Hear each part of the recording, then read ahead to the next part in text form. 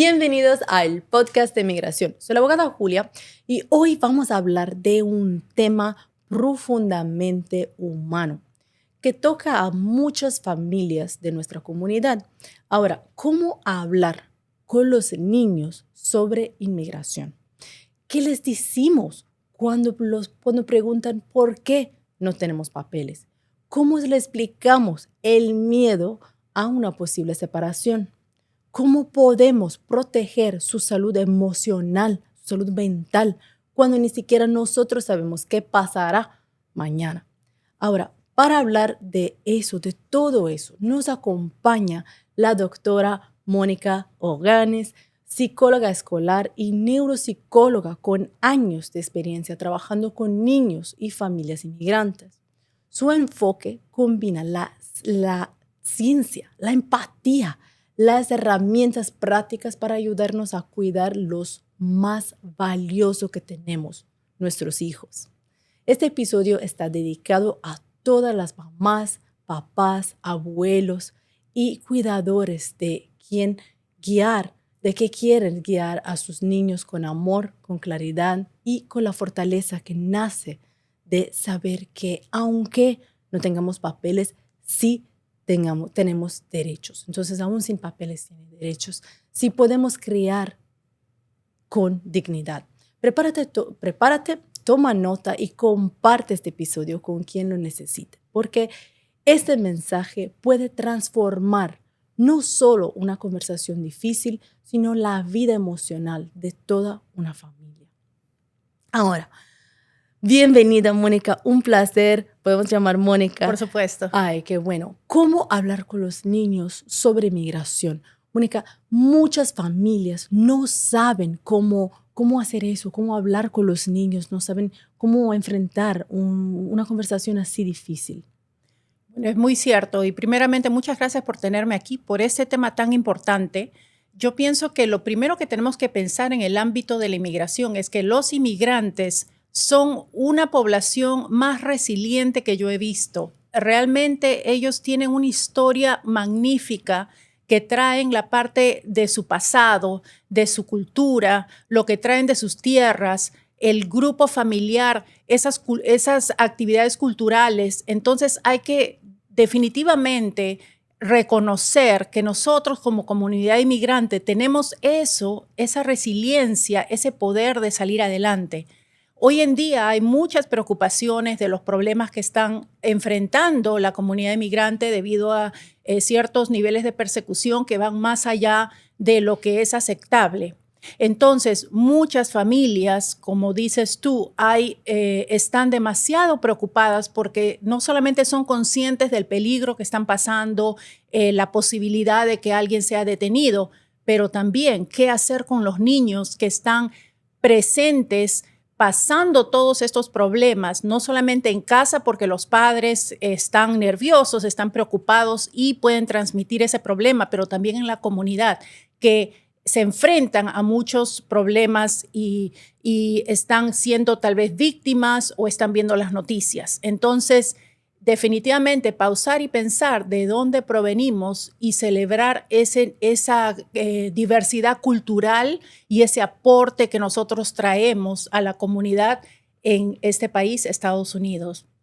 ¿Cómo se enfrenta a una conversación así? Porque es bastante difícil. O sea, no puedo imaginar cómo se dice a un niño que los papás no tienen papeles, cómo se preparan, cómo se empieza una conversación así. Eso es bien difícil, me imagino. Es muy difícil y va a depender mucho de dos aspectos. Hay dos enfoques que es bueno entender. Primeramente, la edad de los niños.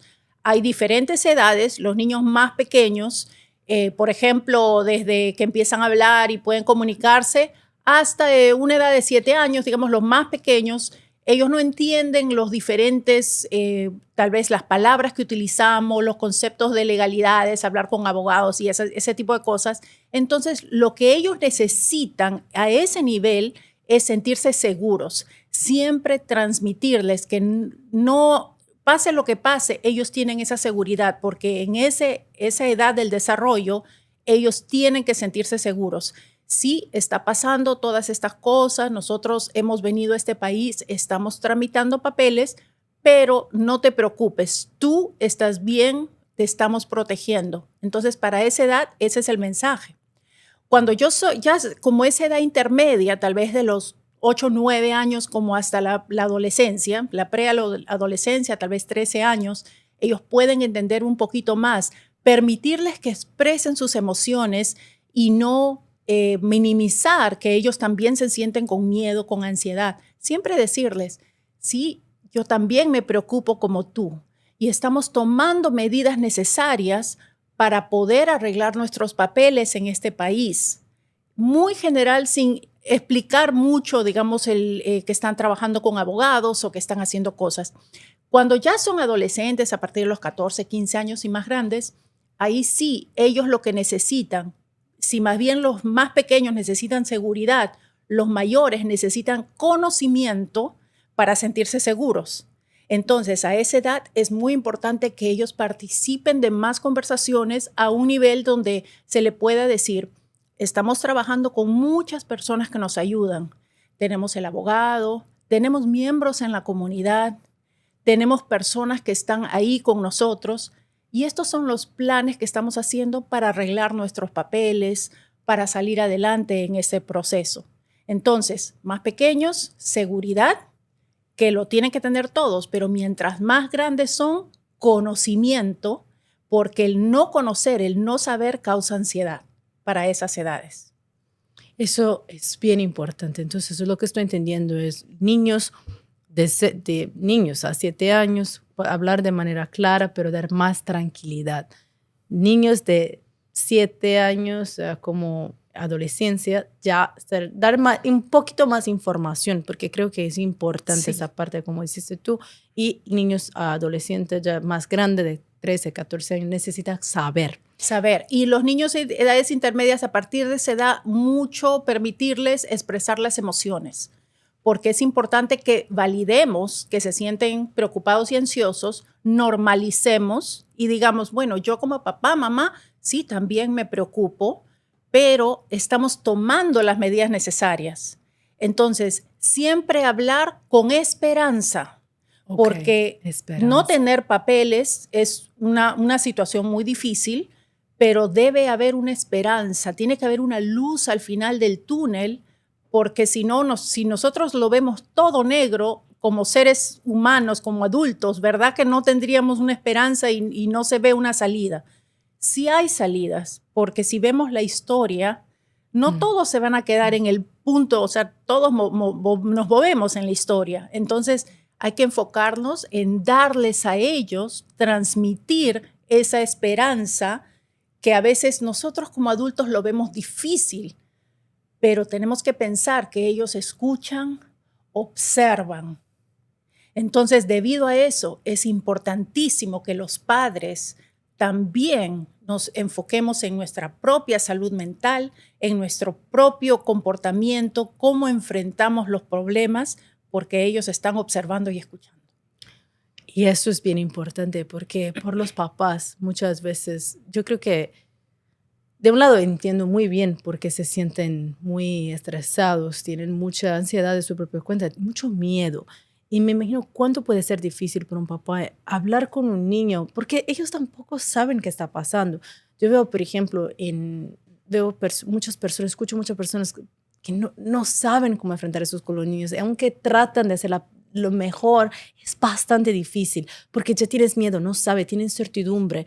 ¿Cómo puede un papá, una mamá, cómo puede ya hablar con los niños, pero sin transmitir ese miedo, sin transmitir esa incertidumbre? Porque por lo que me dices tú, dar paz es esencial a los Totalmente. niños. Y has dado en el clavo, porque puede estar pasando cualquier cosa fuera del hogar, pero el hogar, dentro del hogar, ya sea debido a inmigración o cualquier tipo de problemas para una familia, es importante que los padres mantengan esa calma y esa paz dentro del hogar para que le dé a los niños el enfoque, digamos, lo básico, que es que ellos se sientan seguros dentro de su hogar. Entonces, si los padres están enfrentando sus propios miedos y temores, es importante que intencionalmente analicemos cómo me estoy comportando yo delante de mis hijos.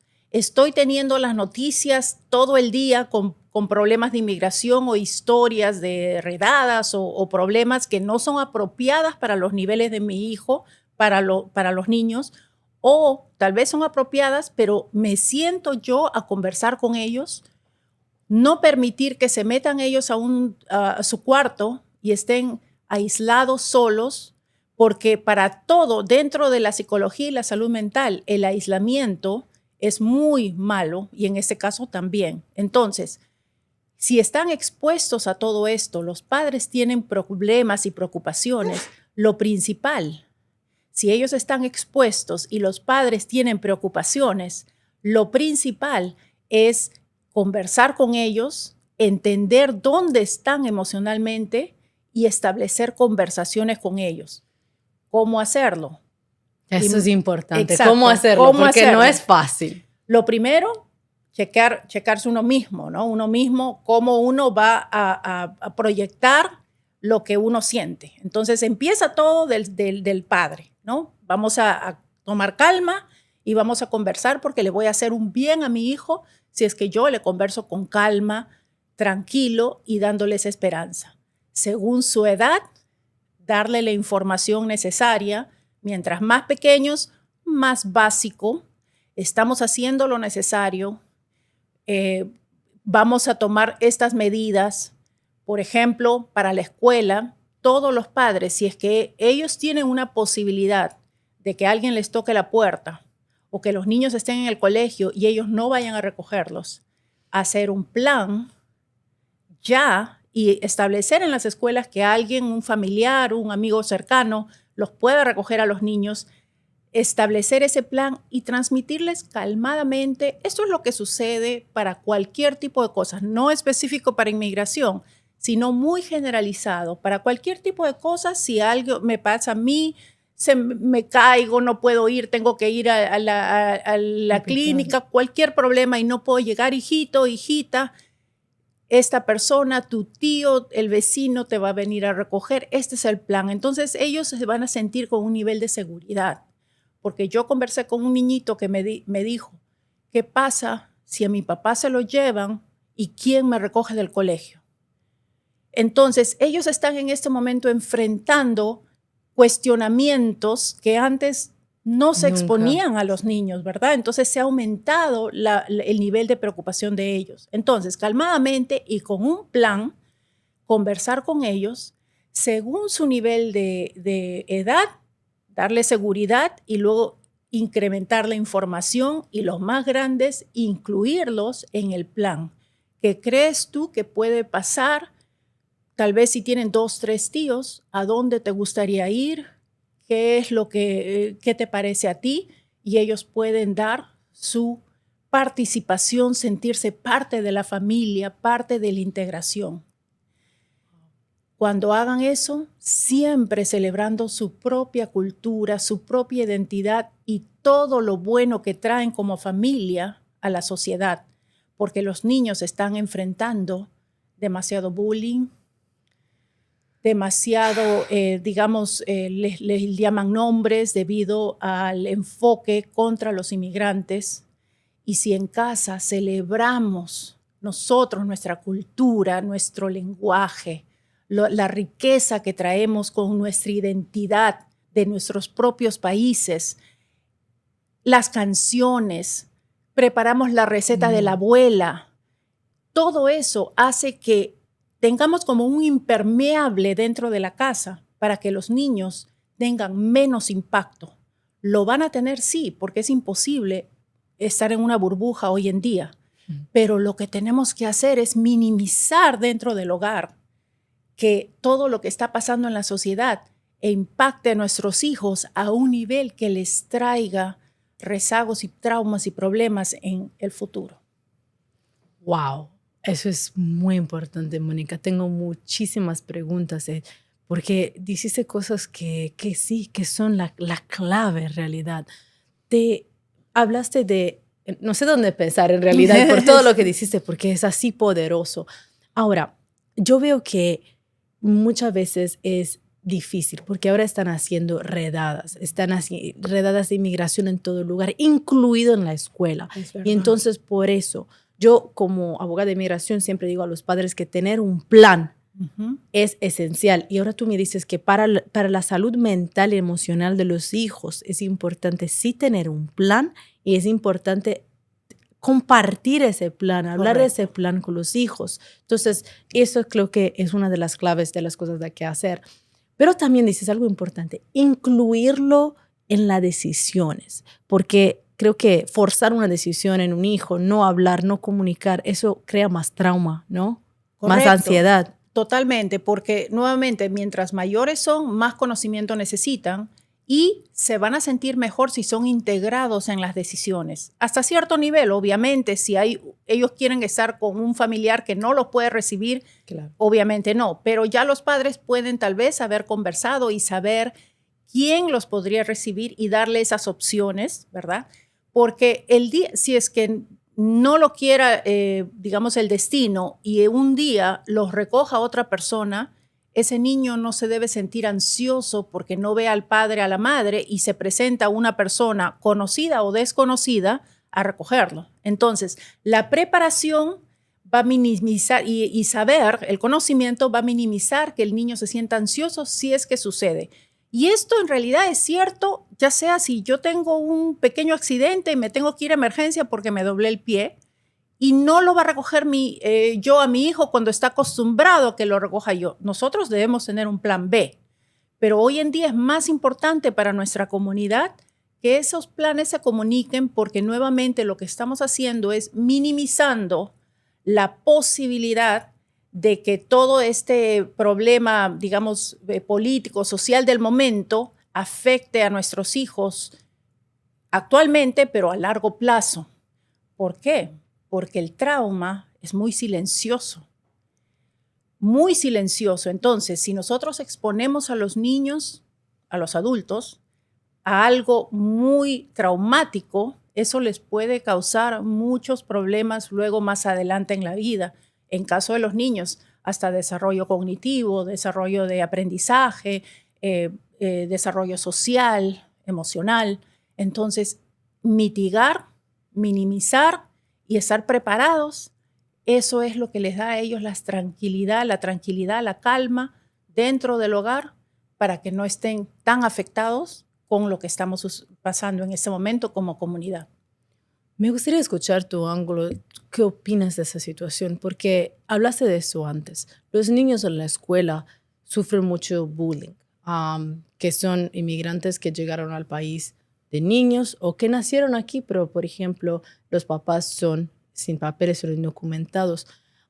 Los niños escuchan cosas horribles. Hay niños en las escuelas, muchachos en las escuelas que son muy malos, o sea, dicen cosas horribles. Y hace algunas semanas, algún tiempo, se ha escuchado también la noticia de una niña en Texas que se quitó la vida después de sufrir bullying porque los papás estaban sin papeles. Y eso es algo muy difícil. ¿Cómo un papá puede ayudar a los niños en esas situaciones? ¿Qué herramientas se puede dar a los niños para ayudarlos a procesar, cómo no ser así impactado? Y te voy también a decir cómo se puede hacer, porque a veces los adolescentes, por ejemplo, no quieren hablar. Me hiciste isolarse no es bueno, pero muchas veces quieren hacer eso, no quieren hablar con nadie y quieren estar en su cuarto, ¿no? ¿Qué se puede hacer? ¿Qué puede un papá hacer con los niños? Ok, son dos partes. Primeramente, el bullying es un problema sistémico. Es decir, no es solamente un problema que el niño solo lo puede afrontar. Nosotros les podemos dar, y voy a compartir algunas cosas que podemos darles para que ellos estén preparados y comentar de cómo solucionar este problema o minimizar la posibilidad a nivel escuela, ¿no? Entonces, dentro del hogar siempre es bueno, primeramente, no transmitir que está ok utilizar la fuerza o fuerza ya sea física o verbal para tratar a los hijos, porque básicamente ellos, al estar expuestos a, digamos, violencia física, verbal de los propios padres o familiares, ellos normalizan que ir a la escuela está ok que se les trate de una manera negativa y se les ponga como que ya sea que tú eres inmigrante o no. ¿Okay? Entonces, ellos van a tener más fuerza de poder pararse y decir, no, esto no es aceptable, yo no voy a aceptar, porque nosotros les podemos enseñar esas palabras. Hijo, si te dicen algo, di, yo no acepto ese trato, no acepto esas palabras contra mí, voy a hablar con la maestra y conversar con la maestra, porque los educadores en su gran mayoría no están de acuerdo con estas acciones, estas palabras hacia los niños inmigrantes, ¿no? En las escuelas tenemos que saber que hay leyes que protegen a los niños, ¿verdad? Plyler versus Doe, eso es una resolución de la Corte Suprema que dice que todo niño, ya sea documentado o indocumentado, tiene el mismo acceso a todos los servicios educativos y todos los niños inmigrantes, sea lo que sea que diga cualquier persona en el gobierno, en el Poder Ejecutivo. Esto estamos hablando de una ley que está de la 14ª enmienda que dice que cualquier niño que está aquí presente en los Estados Unidos, incluyendo indocumentados, tienen los mismos derechos. Entonces, esos derechos son que todo niño puede ir a educarse en un ambiente sano, seguro, donde aprendan y su salud mental y su integridad física no sea afectada. Debido a eso, los padres deberían tener acceso a consejeros, psicólogos escolares, que son las personas que trabajan dentro de las escuelas públicas, deberían tener un psicólogo escolar y puedan conversar con la escuela que está sucediendo algo, porque no es solo el niño que va a ir a defenderse. La escuela debe tomar medidas porque no lo vamos a mandar a la boca del lobo. ¿Qué hacemos dándole las herramientas si la escuela no está tomando cartas en el asunto? Es cierto que muchos chicos a veces no quieren contar porque tienen vergüenza, tienen miedo, porque a veces les dicen, si tú dices a alguien, te va a ir peor, y eso es cierto, les puede ir peor. Pero decirles a los niños, contar no es ser acusete, no es que tú estás haciendo algo malo, no. Lo que ellos están haciendo no está bien y debe haber una consecuencia para el mal comportamiento. Yo no digo castigo, incluso dentro del hogar. No es bueno decir, te voy a castigar, sino debe haber una consecuencia por el mal comportamiento. Entonces, dentro de las escuelas, también podemos decirle, ese comportamiento no está bien. Y por eso nosotros tenemos como padres la obligación de protegerte.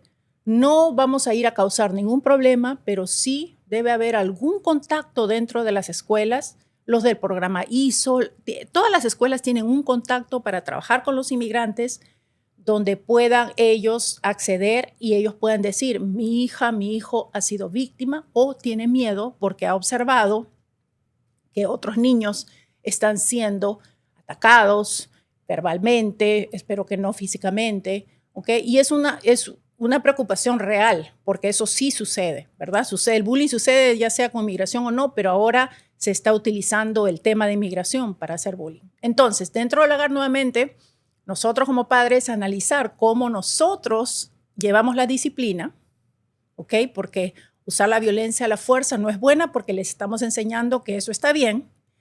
Y luego darle las herramientas, las palabras que pueden contestar. Cuando son muy chiquitos, obviamente ellos no tienen la fuerza, pero pueden ir a la maestra y decirlo o venir a la casa. Y si ellos vienen y dicen, me pasó esto, me hicieron bullying, nosotros no podemos reaccionar como si mañana se acabe el mundo y estamos dando el grito al cielo, ¿verdad? ¿Verdad? Porque lo que dije al comienzo, la casa es calma. Entonces, sí, estamos muy preocupados. Hijo, qué pena que te sucedió esto. Vamos a tomar cartas en el asunto. Cuéntame qué pasó, cómo te sentiste, que ellos expresen y luego enseñarles las palabras que ellos pueden utilizar, ¿no? Como esto no está bien, esto no es aceptable, yo voy a hablar con el maestro o la maestra. Y si le dicen, no, entonces tú eres un acusete, hijo, no es cierto, eso es parte de su táctica, vamos a nosotros tomar las cartas en el asunto. Pero si lo hacemos en una manera escandalosa y de ahí delante de ellos llamamos a la escuela y gritamos a la escuela, eso no está bien para ellos. dentro de la casa, la calma. Los padres pueden ir a la escuela, obviamente, reclamar sus derechos. Enojarse. Pero claro, tampoco gritando ni golpeando la mesa, ¿verdad? Pero sí diciendo, mi hijo necesitamos proteger su integridad física, su salud mental. ¿Y qué va a hacer la escuela? Si no hay un plan, pidan con el psicólogo escolar. Todas las escuelas públicas dentro de casi todos los estados, por ejemplo, aquí en la Florida, por ley, toda escuela pública va a tener un psicólogo escolar que va una vez por semana. Entonces, pidan... Tienen derechos. Tienen derechos. Y el psicólogo escolar, no conozco ningún psicólogo escolar que va a decir, bueno, no me importa, no voy a hacer nada, ¿verdad? Entonces, hay personas dentro de las escuelas que pueden ayudarlos a poder salir de este problema, darle herramientas dentro de la escuela, porque ahí es donde está sucediendo. Entonces, ahí el niño no puede estar solo. Es un problema sistémico. El sistema tiene que cambiar para proteger a ese niño. Y dentro del hogar, darle los consejos, las palabras que pueden decir. Cuando son más grandes también ellos pueden hablar más y contar, pero es cierto, muchos adolescentes se van al cuarto y no conversan. Pero eso también son tácticas que dentro de inmigración o no, los padres tienen que conectarse con sus hijos y si no lo han estado haciendo, pueden empezar hoy, ¿verdad? Porque a veces sí, yo trabajo con muchos padres que, bueno, no se comunican, no tienen la costumbre de comunicarse, no comen junto con los hijos. Ellos llegan y se llevan el plato a su cuarto y así porque son adolescentes, no quieren. Y pero también a veces los padres trabajan mucho, a veces trabajan 2, 3 trabajos al día, muchas horas, entonces no pueden. Es muy cierto y eso hay que, muchos padres aunque quieran no pueden, pero para los niños la cantidad no es tan buena como la calidad. Entonces, al día yo creo que todos los padres podríamos sacar 10, 15 minutos para poder sentarnos con los hijos y preguntarle cómo te fue el día. Si no lo están haciendo y el hijo, tal vez un adolescente, lo ve un poquito raro, tratar de enterarse qué le gusta a ellos. Hablar de lo que le gusta a los niños, ¿verdad? Un adolescente, si está metido en sus videojuegos, en lugar de gritar, ¿por qué no juegas videojuegos? ¿Qué te gusta del videojuego? Cuéntame un poquito de eso. Y así van integrando. Y bueno, si es también violento y todo, explicar, ¿no? Que esto no es real, esto es un juego. Pero mientras más nos involucramos nosotros intencionalmente, recordando que no le toca al hijo acercarse al padre. O sea, esa no es la labor, es al revés. El padre es el que tiene que establecer el contacto con los hijos porque nosotros somos los adultos. Ellos están en el sistema donde no saben y se han perdido un poco en ese aislamiento o eso de estar jugando o cosas así. Entonces, lo podemos hacer desde ya y si vemos que no hay avance, preguntemos qué le gusta, qué está haciendo, ¿no? ¿Qué es lo que le interesa para nosotros ingresar a su mundo y es más fácil obligarlo a que ellos ingresen al nuestro. Eso es un excelente consejo. ¿Y cuáles son los señales que un niño está cargando con ansiedad por su situación, por ejemplo, en la escuela? ¿O cómo puede un padre reconocer los señales de es el momento de hablar con el niño, de conectarse a nivel humano, emocional? Sí, generalmente van por edades, pero en general, cuando hay un cambio muy significativo, deberíamos preocuparnos, porque si el niño de pronto le gustaba mucho la escuela siempre y de pronto, papá, mamá, no quiero ir a la escuela, no quiero salir con ese niñito, a veces no dicen nada, le duele el estómago antes de ir a la escuela, la noche anterior está con ansiedad, algo le tiene que haber pasado para que no quiera ir, ¿verdad? Entonces se le crea a veces ansiedad, digamos, un poquito ligera, pero a veces llega un punto que ya es bien crónica y rehúsan y se ponen muy mal. Y eso no queremos que llegue a eso. Pero no querer ir a la escuela, pero un cambio así muy drástico, eso es algo así. Cuando se aíslan, no quieren jugar, no quieren integrarse, esos cambios que tal vez no hacían antes, ¿no? Y bueno, y si tienen un patrón de aislamiento muy largo, también me preocuparía, porque tal vez no es algo reciente, eso trae rezagos de atrás, ¿no? Puede que haya algunos problemas, porque no solamente el enfrentamiento a la situación política social de ahora, puede que anteriormente hayan problemas de salud mental, traumas, ¿no? Nuestras familias que han cruzado la frontera, nuestras familias que han dejado su país debido a una persecución. Yo he trabajado con niños que han sido expuestos a violencia armada, que han visto muertes. Entonces, esos niños tienen de por sí ya como el trauma ahí, es decir, tienen más vulnerabilidad a un problema de bullying, a un problema en la escuela, porque ya tienen la herida de salud mental de ese trauma. Entonces es como volver a meter el dedito en esa llaga que ellos ya tienen. Entonces nosotros tenemos que saber, si ya eran vulnerables, hay más problemas. Pero otros signos es de que el aislamiento es muy malo, y eso siempre lo digo a los padres, que no. Cambian de amigos muy repentinamente. A veces estaban con un grupo de amigos, ahora están con otro grupo de amigos.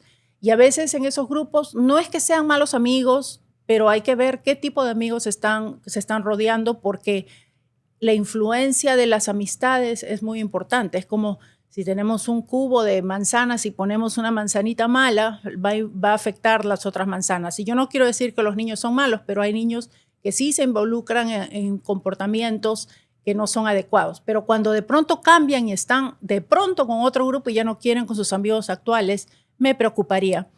Y también que no se quieren separar de los padres, tienen mucho temor, quieren estar junto a los padres. Mamá, ¿dónde está?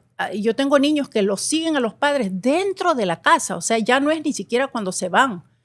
Dentro de la casa los siguen a los padres porque tienen miedo, porque al amiguito inmigración le llevó a la mamá.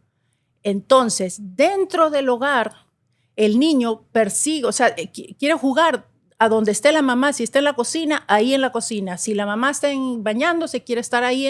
Entonces, esos comportamientos, dice que hay algo que les causa tal ansiedad que no pueden ni separarse de los padres, ¿no? Y también, cuando hay trauma, sobre todo, a veces hay regresión. Cuando ellos ya han logrado un hito, digamos, del desarrollo, por ejemplo, ya dejan los pañales, ya no mojan la cama y ahora comienzan a mojar la cama. Eso es también un signo de que hay algo que puede, porque típicamente uno no va a retroceder, pero sí, cuando hay trauma, ansiedad fuerte, algún problema, pueden ellos retroceder, chuparse el dedito, cositas que ya lo superaron y ahora empiezan como retroceder en el proceso del desarrollo de los niños, ¿no? También retroceder, por ejemplo, si eso pasa cuando llegan a la escuela, la ansiedad que le puede dar, por ejemplo, cómo se sienten mareados, o tienen también problemas de bañarse. Sí, problemas, dolores de cabeza, de estómago. Por eso digo, a veces dicen, me duele algo y no quieren ir a la escuela, ¿no? Pero a veces sí, realmente pueden vomitar o estar mal del estómago, porque es algo psicosomático, pero sí sucede, ¿no? De que eso les causa un problema grave, ¿no? Y eso, disculpa si te interrumpo, pero eso es algo que yo he visto muchas veces, no solamente con problemas de inmigración, eso sí hay cualquier tipo de problema en la escuela, es un problema, es algo que los padres tienen que poner mucha atención a esos detalles, esos signos, porque eso es el problema, donde los problemas se ven. Es verdad, no, y hay que observar. Y los colegios, las escuelas, los educadores están ahí para facilitar, digamos, el proceso de los niños, pero recordar que tampoco es la escuela la responsable al 100% del bienestar de los niños, ¿no? Nosotros tenemos como padres hacer nuestra parte y darle esa facilitación de que ellos sanen. Y llega un momento, y si hay accesibilidad a servicios, porque si los niños están a un punto que no quieren ir a la escuela absolutamente, no hay nada que se pueda hacer, lloran todas las mañanas, no pueden separarse de los padres, entonces, si es que tienen acceso a servicios, eso sería bueno, trabajar con un psicólogo. Dentro del colegio hay psicólogos escolares, hay consejeros, pero a veces cuando ya llega un nivel clínico, la escuela ya no tiene, digamos, ese nivel de apoyo porque no le corresponde. Entonces pueden haber a veces centros comunitarios que ayudan a los inmigrantes, ¿no? Porque yo sé que a veces los sistemas de salud es muy difícil acceder porque no tienen seguro y todo eso, pero hay algunos lugares donde a veces tienen servicios y sería importante o acceder para aquellos que tienen fe de alguna iglesia o van a una iglesia y a veces hay miembros de la comunidad que también pueden apoyarlos. Entonces, siempre es bueno, a veces, así como uno tiene algún problema de salud, y uno no se cura solo en casa, tiene que ir a un médico. En salud mental es igual. Si es que llega un momento muy, digamos, intenso, hay que acceder a servicios de salud mental porque no es problema, no es que uno esté mal, así como a uno le da algo al brazo o al estómago, a uno también le puede dar en salud mental. Es normal. De hecho, esa era una de las preguntas que tenía para ti. Es muy difícil. Yo lo veo trabajando con personas que han sufrido muchos desafíos, han enfrentado situaciones bien difíciles, traumas enormes, que por 30 años, 20 años nunca han hablado de eso. Yo lo que he visto es que en la comunidad latina es que hablar con un psicólogo, hablar de salud mental no es algo que se hace, es algo que ya pasó. No, seguimos adelante, pero esos son problemas que al final te afectan tu salud, no solamente mental, sino la salud física, o sea, crean muchos problemas. ¿Cómo se pueden hacer en esa situación? ¿Cómo se puede hacer para normalizar la salud mental y hablar con psicólogos, terapeutas, sobre todo eso? ¿Cómo se puede hacer? Es cierto, nosotros dentro de diferentes comunidades hay más estigma, ¿verdad? Para dentro del ámbito de comunidad hispanohablante, definitivamente en algunos de nuestros países se decía, al menos yo recuerdo, yo tengo más de 30 años en este país, pero yo siempre recuerdo que yo soy de Perú, en Perú decían, bueno, ir al psicólogo es porque estás loco, ¿verdad? Y cuando a mí me preguntan eso, doctora, estoy con usted, yo no estoy loco, yo no estoy loca. Le digo, no, para nada. Es más, hay diferentes tipos de psicólogos que trabajan para diferentes tipos de situaciones, ¿no? Cuando yo hago una evaluación de inmigración, yo no estoy viendo porque alguien está trastornado necesariamente, sino el proceso de inmigración, qué es lo que podemos solucionar con eso. Entonces, totalmente, o una evaluación de un niño, a ver si hay alguna situación de aprendizaje, cómo ayudarlos, ¿verdad? Entonces, la psicología, a través de terapeutas, a través de psicólogos, en este país hay tantas ramas diferentes que de verdad que a veces es contraproducente que nosotros continuemos ese estigma de pensar que ir a conseguir ayuda o recibir ayuda de un profesional de salud mental es algo contra nosotros. Es lo contrario.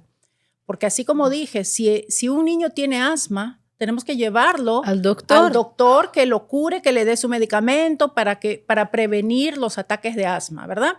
Entonces, salud mental no es diferente que a alguien le pueda dar asma, que a alguien le pueda dar un problema gastrointestinal, que alguien se pueda caer y se pueda romper la pierna y necesite un médico. Salud mental a veces son cosas temporales, a veces son problemas del neurodesarrollo de los niños que van a tener un proceso largo de toda la vida. Pero lo mejor es intervención temprana para los más chicos y para cualquier persona lo más antes posible. Porque si nosotros continuamos con ese estigma y no queremos ir a recibir ayuda de un profesional, vamos a alargar nuestro sufrimiento. Yo trabajo con tantas personas que después de unas terapias me dicen, yo no entiendo cómo yo no vine antes. Yo sufrí esto 5 años y ahora me siento tan bien y soy feliz y puedo disfrutar de mi vida. Entonces, no es nada malo ir a un psicólogo, un terapeuta, al contrario. ¿Por qué? Porque todo lo que hacemos en la vida parte de las emociones. Hasta las decisiones de negocios son decisiones emocionales. Todo, si nosotros no nos sentimos bien, no podemos funcionar. Si los niños no se sienten bien, no pueden funcionar. Entonces, ¿por qué no podemos acceder a esos servicios dentro de las escuelas, si es que no hay servicio de comunidad o centros comunitarios donde dan los servicios, o si tienen un acceso a una persona 1 a 1, donde sea?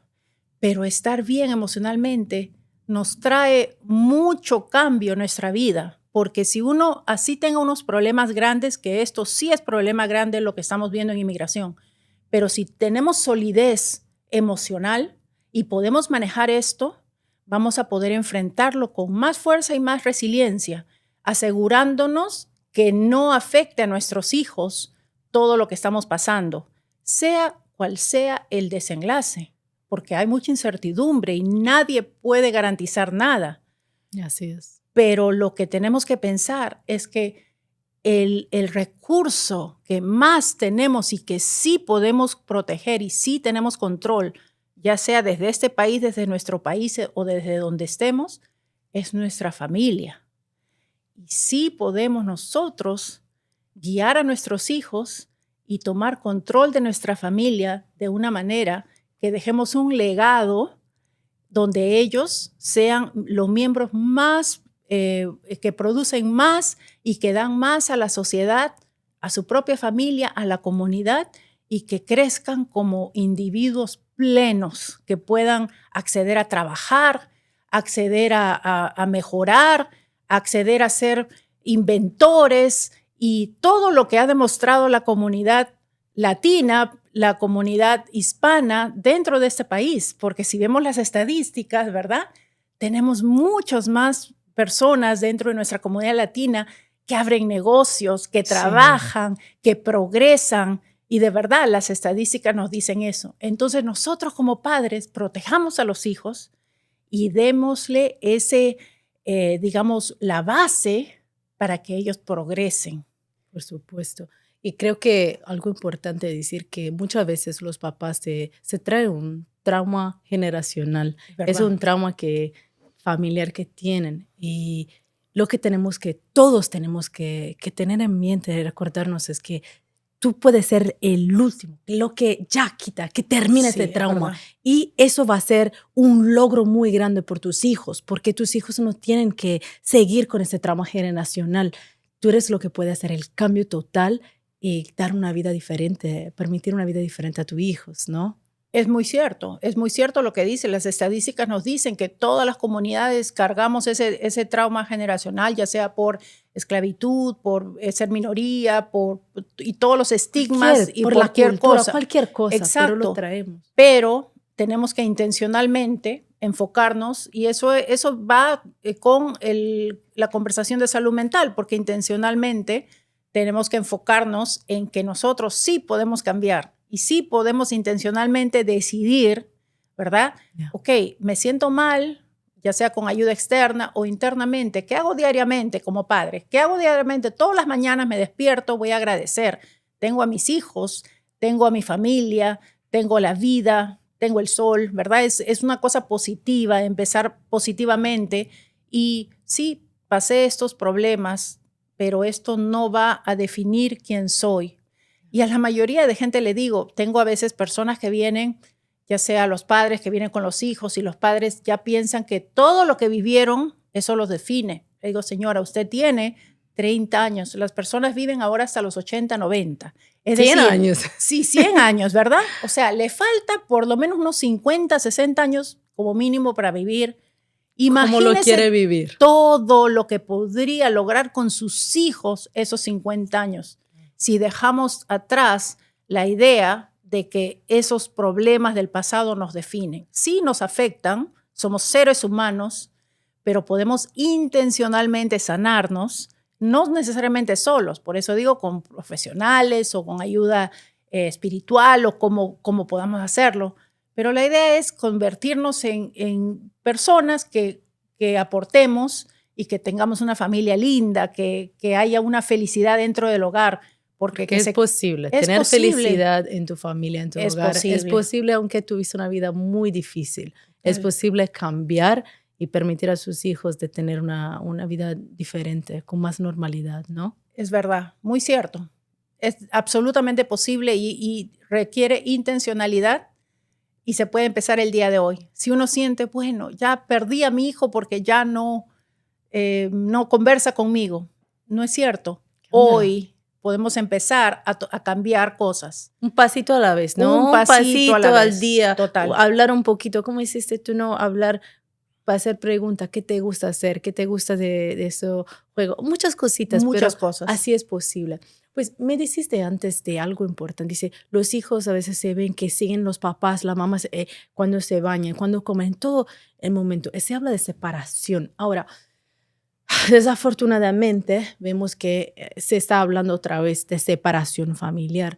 ¿Cómo se puede preparar un hijo? Pues no creo que... Eso es mi comentario, pero no creo que es posible preparar un hijo, porque o sea, una separación familiar es algo horrible, pero ¿Cómo se puede preparar de mejor manera un hijo para que es una separación familiar sin crear más angustia para ellos? Sí. Lo más importante es que ellos sientan que hay un plan donde ellos estén seguros. Mientras más pequeños, más seguridad necesitan.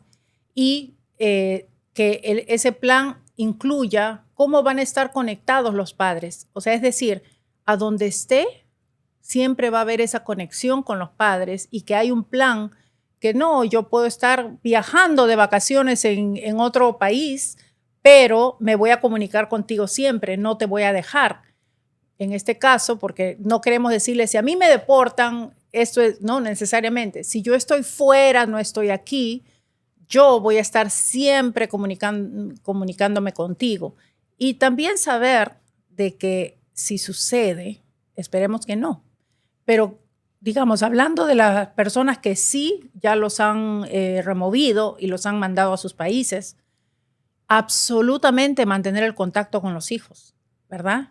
Porque no solamente es prepararlos y decirles, no, hijo, hija, yo voy a estar presente, pero también cumplir y hacerlo, porque los niños quieren a los padres, así ellos no han estado conectados o conversando el día a día, ellos necesitan esa guía, esa conexión y que de donde sea que estén, los padres estén presentes en el hogar. Pongo de ejemplo las familias castrenses militares, ¿verdad? Muchas familias, los padres viajan ya sea por guerras o en lugares de otros países, los padres o las madres están fuera, pero ellos mantienen el contacto siempre con los hijos o eso es lo que se recomienda. Claro, en ese caso algún día se van a reunir, pero vamos al hecho que hay familias que sí viven separadas y funciona.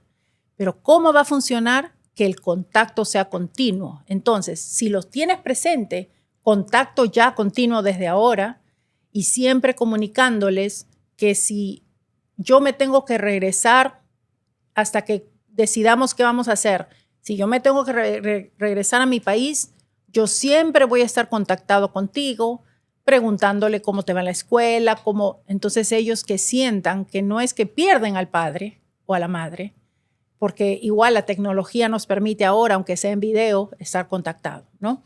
Pero te interrumpo un segundo, porque a veces pues, si te deportan, si te agarran y te deportan por algún tiempo, puede ser, no hay contacto. ¿Cómo se puede hacer en ese caso? Prepararlos a decirles, exacto. A veces sucede, es decir, no necesario, sobre todo los más pequeños que no entienden lo que es deportación, no le vamos a decir, me van a deportar, ¿no?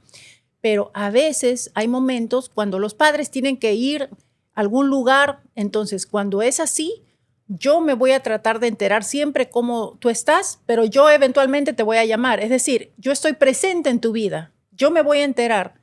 Ellos saben si se entera o no el padre, si tiene 5 años, al final ellos no lo van a entender a ese nivel. Entonces, si están chiquitos y la mamá, el papá que se queda o el familiar que se queda con el niño, decir, sí, tu papá, tu mamá está siempre al tanto de ti, porque ellos lo que quieren es esa conexión. Ellos no van a comprender si están en un centro de detención, ¿verdad? Porque sí, cuando yo he trabajado con niños que los niños, el padre está detenido, a veces tampoco quieren mostrar su cara porque no quieren que los hijos los vean porque están, sí, claro, por ejemplo, de Chrome o lugares así, ¿verdad? Entonces, la mamá le comunica y le dice, tu papá pregunta todo el tiempo por ti, estamos hablando, celebrando de una manera, yo quisiera decir normalizar, no necesariamente porque es normal, sino que para el ámbito de los niños, normalizar lo que está pasando para que ellos no sientan que es tan trágico, que es infinito, ¿verdad? Porque sí tiene un fin, el desenlace no lo sabemos si es en su país o acá, pero ese momento no podemos transmitirle el mismo nivel de preocupación del adulto, porque nuevamente tenemos que protegerlos a ellos y no permitir de que esa preocupación les afecte a un nivel de que llega a largo plazo, ¿no? Porque los niños son demasiado vulnerables. Te voy a hacer una pregunta muy importante. Ahora, estamos hablando aquí de situaciones donde hay un padre que se queda aquí o un familiar, alguien que se puede cuidar de los niños. Ahora, en situaciones donde hay 2 padres que son indocumentados y no hay familiares aquí, lo que pasa muchas veces, y yo he tenido tengo conocimiento de eso porque he hablado con diferentes personas que están involucradas en lo que es foster care. Lo que pasa es que si no se encuentra, si hay un niño, por ejemplo, que habla solamente español, ¿ok? Nació aquí, es ciudadano americano, entonces vamos a decir, es un ciudadano americano, no lo pueden deportar, ¿ok? Entonces, ¿qué pasa? Tienen que ponerlo en el sistema de foster care. Ahora, en ese caso, pasa muchas veces, dependiendo de dónde se encuentra, que lo tienen que poner donde se habla el idioma. Y a veces te van a mover lo van a mover, como puede ser, a 3 horas de distancia. Entonces, todo va a cambiar. Todo cambia en el mundo de ese niño. Va a perder las amistades, todas las cosas cambian. La vida es completamente cambiada. Y es difícil también para las personas que cuidan a esos niños. ¿Qué es el consejo que tú me puedes dar o puede dar para los padres para preparar a los hijos a una situación así? O también para las personas que van a cuidar a esos niños, que van a tener un trauma increíble, porque los puede preparar, pero los niños sí van a tener un trauma, porque van a perder los padres. Por mucho tiempo no van a hablar con ellos, no tienen la amistad, no tienen las cositas que es lo que le dan paz y cómo lo van a dejar sentido centrado. ¿Qué se puede hacer y qué consejos puede dar? Y esto es una realidad que estás mencionando, ¿no? Es una realidad y un sistema que no es perfecto. No. Al contrario, ¿verdad? Y hay muchas cosas que tenemos que hacer. Y desafortunadamente, mientras más vemos las noticias, más se desmantelan los sistemas de protección, ¿verdad? Porque no solamente está que cambian, los padres ya no están, cambian de casa, cambian de amistades, no tienen apoyo por ningún lado porque no hay no hay familiares, ¿verdad? Entonces, es importante que todos los padres, las personas que están ahora con una posibilidad de que algo suceda, desde ya estén tomando precauciones y hagan planes para que haya algún sistema, porque si es que esos niños los mandan a algún lugar, esa persona de foster care puede tener acceso a los familiares o alguien, pero si está dentro del sistema ya establecido, porque el foster care system, el sistema no va a saber qué si no hay un plan o no está establecido, ¿verdad? A veces se lo llevan. Entonces, también saber que las personas que tienen a los niños no necesariamente tienen el entrenamiento. He trabajado con muchos grupos del sistema y desafortunadamente muchos tienen buena intención, pero cuando no todos saben lo que significa, por ejemplo, la diversidad cultural, lo que dije al comienzo de celebrar la cultura del niño o de dónde proviene, ¿verdad? Porque sería bueno que los sistemas foster o los padres que están temporalmente, que es un trabajo loable, pero que podrían, por ejemplo, celebrar su cultura, si son niños de un país, entender qué cosa hay en ese país que se identifican ellos para que les pueda crear eso o leer historias sobre su país, hablar de cosas que ellos tengan alguna conexión anterior a lo que ellos ya conocen. Tal vez, por ejemplo, la mamá le gustaba cocinar cierta comida y ellos pueden mantener si es posible, porque a lo mejor uno no puede cocinar lo mismo y todo, pero hay tantas maneras de culturalmente conectar a los niños y no hay un entrenamiento como debe ser para todos estos niños. Pero ¿qué podrían hacer los padres que están cuidando a estos niños? Tratar de aprender mucho sobre su cultura y preguntarle qué hacías durante la semana y tratar de normalizar en lo más posible. También es importante que las escuelas tomen nota de estos niños y generalmente sí hay programas, dependiendo mucho también de qué estado uno está, qué tipo de gobiernos hay, gobiernos locales, los distritos, pero muchos distritos tienen programas para los niños que están en transición, ¿ok? La Asociación Nacional de Psicólogos Escolares tiene un subcomité de niños en transición. Son todos estos niños que están desplazados, ya sea por situación de inmigración, por situación de refugio, por cualquier situación, y hay, acceso a información que pueden hacer los profesionales, porque los profesionales también tienen que saber cómo tratar a esos niños. Si están teniendo comportamientos debido al trauma que están pasando, y se están peleando con los otros amigos debido a que ellos no saben expresar sus emociones, eso no significa que tienen un diagnóstico de un problema grande, ¿verdad? Entonces el profesional también tiene que saber, y todo nosotros como, digamos, Asociación Nacional tratamos de enseñarle a los profesionales a trabajar con los grupos inmigrantes debido a todos los posibles traumas que van a pasar. Pero más que nada yo diría para los padres que nos escuchan, preparación y tener un plan y decirle a los hijos cuáles son los planes que tenemos en pie. Y si no tenemos ningún familiar, alguien, debe haber una amistad o alguien que pueda representarlos aquí o que los pueda ayudar.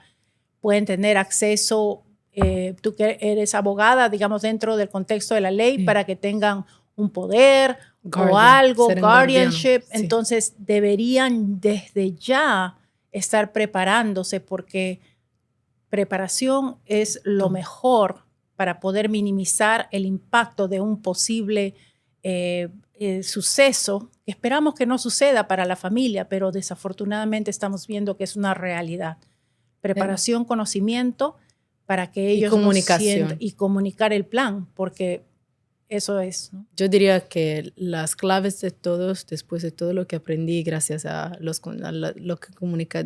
que compartiste hoy, es comunicación, planear, ser seguro de prepararse y hablar bien, dar conocimiento. Pues Mónica, muchísimas gracias por acompañarnos hoy y muchas gracias por compartir información tan poderosas, tan valiosas para muchas familias, porque eso va a ser importante. Sabemos que la infancia no se detiene por los procesos migratorios y que los niños también sienten, sufren y necesitan contención, guía y amor. Y mucho amor. A todas las familias que nos escuchan, no están solas. Hablar con tus hijos con claridad, cariño, puede marcar la diferencia en realidad en cómo ellos enfrentan el mundo. Y proteger su salud emocional también es una forma de resistencia, de lucha y más que todo de amor. Si quieren contactar a la doctora Mónica Oganes, pueden seguirla en su perfil de Instagram como doctora Mónica Oganes o visitar también el sitio web drmonicaoganes.com. Y no olviden suscribirse aquí al podcast de Inmigración en Spotify, en Apple Podcast y también nuestro canal de YouTube, Abogada Julia. Publicamos un nuevo episodio de podcast cada viernes, entonces infórmense, protéjanse y nunca olviden que aunque no tengas papeles, tienes derechos. Pues nos vemos en el próximo episodio. Hasta la próxima, Mónica. Muchas gracias de corazón por toda la información que compartiste. Muchas gracias. Un placer enorme verte aquí como hóspede en este podcast. Muchas gracias a ti. Claro.